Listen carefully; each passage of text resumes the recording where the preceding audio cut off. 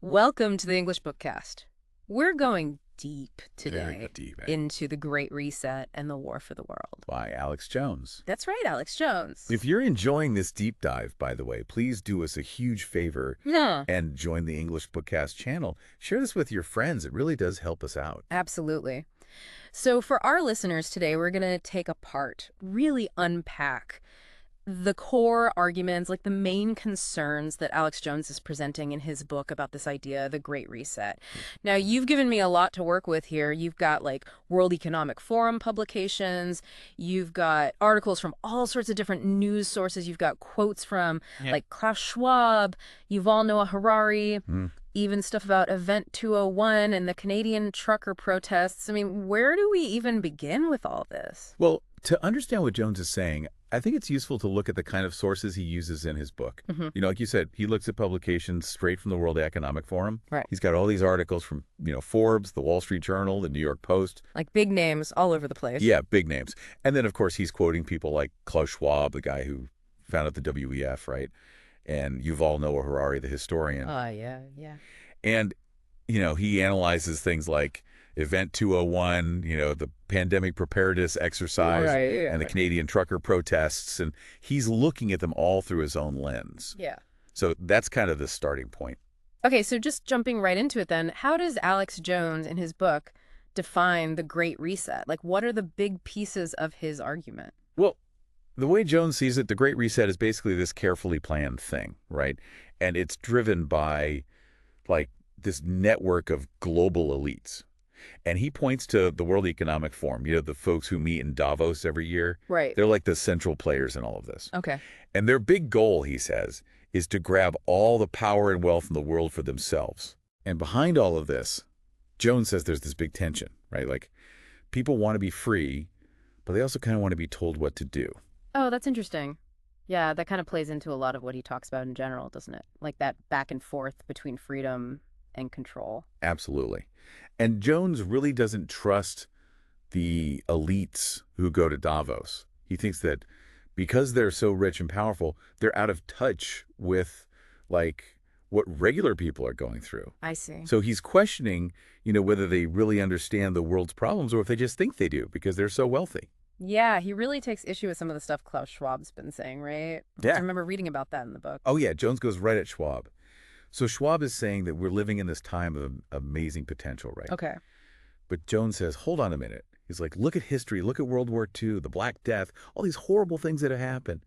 Would any historian really say that this is the best time ever? That's a good point. Jones thinks Schwab's just exaggerating to get people to buy into his ideas. And then there's another thing.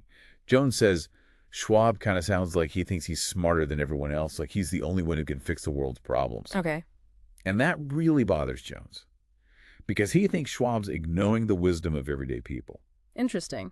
Now, the World Economic Forum talks a lot about this multi-stakeholder cooperation. Yeah. And on the face of it, that sounds kind of good, right? But Jones has a very different take on that in the Great Reset, right? He really does. So the WEF, Schwab especially, loves to talk about this multi-stakeholder cooperation. Yeah.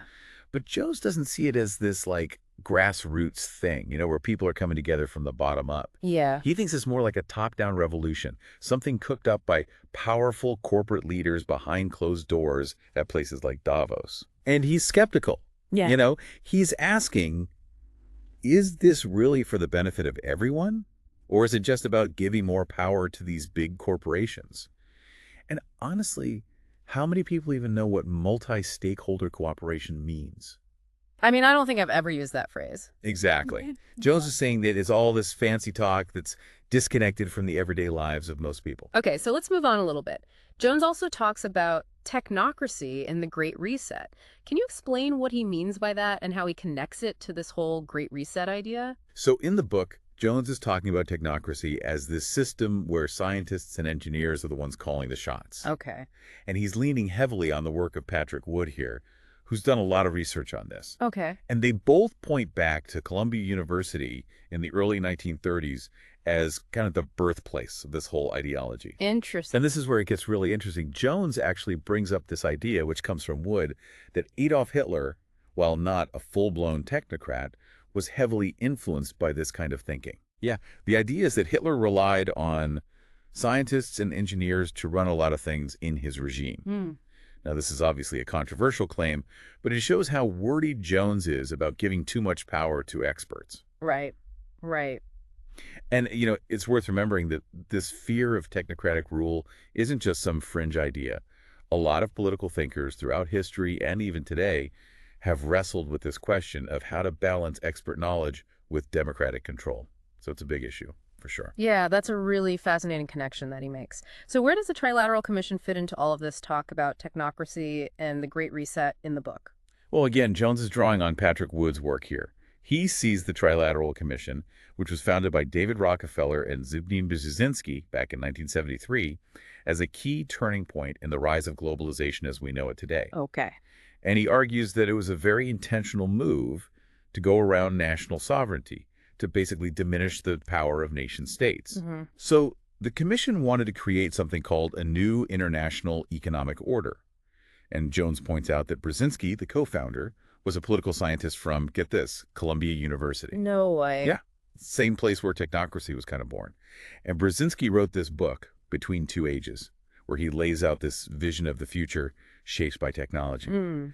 And Rockefeller, who was all about expanding his corporate influence globally, was really into these ideas. I see. So for Jones, the Trilateral Commission was like an early step in this long game to chip away at the power of nation states. So the Trilateral Commission, in Jones's view, was basically setting the stage for the Great Reset, right? By taking power away from individual country. Exactly.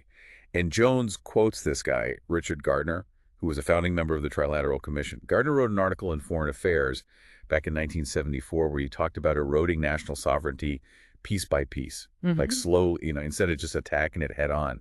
And Jones points to the European Union as a perfect example of this in action today. The member states of the EU, they still exist, but they've given up a lot of their power to make decisions to the EU as a whole. Okay.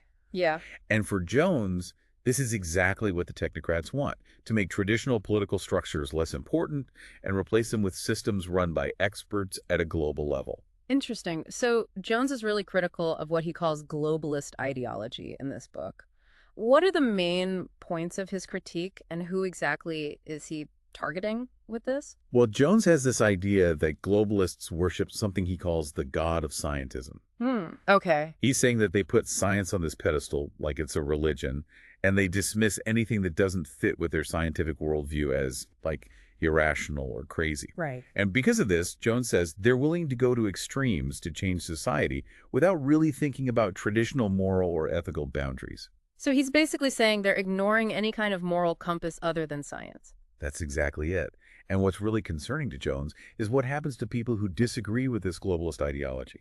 Right. He talks about that in The Great Reset, right? Like, what happens to the people who don't go along with it? Oh, absolutely. Yeah. Jones is worried that people who don't buy into the globalist narrative are going to be silenced, basically pushed out of the conversation. Yeah. And he uses the example of the Great Barrington Declaration, which was written by a bunch of scientists who were against these widespread lockdowns during COVID. Right. Right. So Jones says that the people who signed that declaration, including some very well-respected scientists and doctors, were basically canceled. Their voices were shut down. And he thinks that's really dangerous.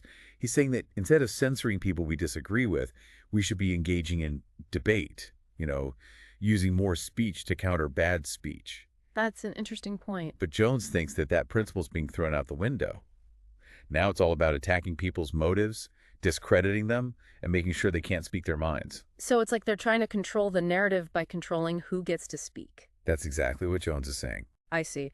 One thing I found really fascinating in The Great Reset is Jones's skepticism about all this talk about trust in the digital age. Oh, yeah. Jones is deeply suspicious of that. He sees all these calls for more trust, as we're moving into this new technological world. Right. And he thinks it's just a way to manipulate people into accepting changes they might otherwise resist. Interesting. He brings up Satya Nadella, the CEO of Microsoft, who's been talking about the need for new regulations to promote innovative and confident use of technology. Yeah, okay. And Jones is like, come on, this is just a way to get people to blindly trust these big tech companies and their agenda. Yeah. And he reminds us that trust has been abused so many times throughout history. He uses examples like the scandals in the Catholic Church to show how dangerous it is to just blindly trust powerful institutions or individuals. And then there's Klaus Schwab talking about the need for more agile forms of governance. Jones is really wary of that too. He's like, okay, but what about the people who disagree with the globalist plan? How are they going to be treated in these new flexible systems? Right. Schwab doesn't really address that, and that silence worries Jones. So he's worried that this agility could be used to silence dissent. Exactly. And another thing Jones is skeptical about is this idea of stakeholder capitalism, which Schwab and the WEF are always promoting. In the Great Reset, Jones sees it as a trick, basically. He thinks it's just another way for big corporations to grab more power, but they're dressing it up as this nice, responsible thing. So it's like putting lipstick on a pig. Yeah, kind of. Jones sees a pattern in globalist thinking, where the individual always ends up being less important than the collective, which is always led by people like Schwab and his elite buddies. Okay, so let's talk about a big event that Jones spends a lot of time on in the Great Reset, the COVID-19 pandemic. What's his take on the pandemic, and how does he think it fits into this whole Great Reset agenda? Well, for Jones, COVID wasn't just a health crisis. He sees it as this huge opportunity, one that the globalists intentionally used to push their Great Reset agenda forward. Okay. And he points to Schwab's own book, COVID-19, The Great Reset, as proof of this connection. Right. Schwab himself is saying that the pandemic is a chance to reshape society. And Jones is also really concerned about how dissenting scientific voices were silenced during the pandemic. He brings up the Great Barrington Declaration again. Right. And he says that people like Anthony Fauci and Francis Collins deliberately tried to marginalize those scientists who were questioning the mainstream narrative. So he's saying that they were trying to shut down any alternative viewpoints on COVID. That's exactly what Jones is arguing. And there's this one quote from Schwab that really freaks Jones out. Oh, yeah. I remember reading about that in the Great Reset. What was it again? Schwab said that no extreme scenario can now be taken off the table when it comes to dealing with people who are against the Great Reset. And that sends chills down Jones's spine. He's like, what does that even mean? What kind of extreme measures are they willing to take? It's a scary thought. Yeah. He's talking about censorship on a massive scale, financial restrictions, people being denied basic banking services, harassment by law enforcement, detention camps for people who don't obey health mandates, and, in the most extreme interpretation, even mass executions of those who defy government orders. Wow. I know. That sounds pretty wild, right? But Jones is saying that Schwab's words open the door to all sorts of scary possibilities. Right. He's not just pulling this out of thin air. Exactly. Yeah. And he also talks about this idea of an individual reset, which is basically intense social and economic pressure to conform to the globalist ideology. So if you don't go along with it, you could face some serious consequences in your life, your career, everything. Interesting. So technology and surveillance are really big parts of Jones's analysis of the Great Reset, too. What are his main concerns in those areas? Well, in the Great Reset, Jones is really worried about things like digital identity systems, vaccine passports, and central bank digital currencies, or CBDCs. Okay. He sees all of these as tools for surveillance and control. He thinks they could be used to track our every move and restrict our freedom. And he draws a direct comparison to China's social credit score system, which uses algorithms to monitor people's behavior and punish them if they do things the government doesn't like. Yeah, that's pretty scary. Yeah.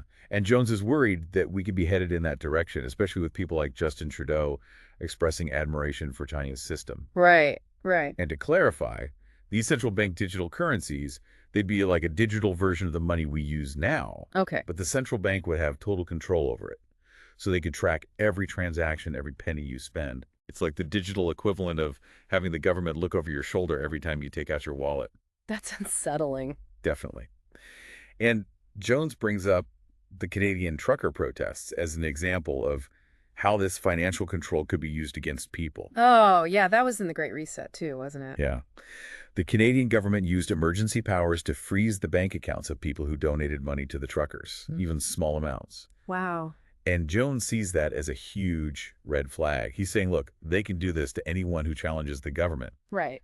And then there's the U.S. Department of Homeland Security saying that misinformation about things like COVID or elections could be a national security threat. Jones thinks this is just an excuse to crack down on free speech, to silence anyone who questions the official narrative. So it's all about controlling the flow of information. Exactly. And on top of all that, he talks about all these new technologies that are being developed, things that could take surveillance to a whole new level. Yeah, in The Great Reset, he talks about some really creepy stuff.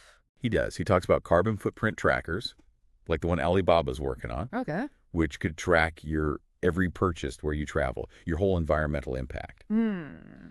And he points to videos from the World Economic Forum that talk about things like pills with microchips in them, clothes that track your movements, even implantable smartphones. It sounds like something out of a sci-fi movie. I know, right? But Jones is saying that this stuff is coming, and it's all part of a plan to create a world where we're constantly being watched and controlled. Wow. Okay, so let's shift gears a little bit. Food and energy control are another big part of the Great Reset.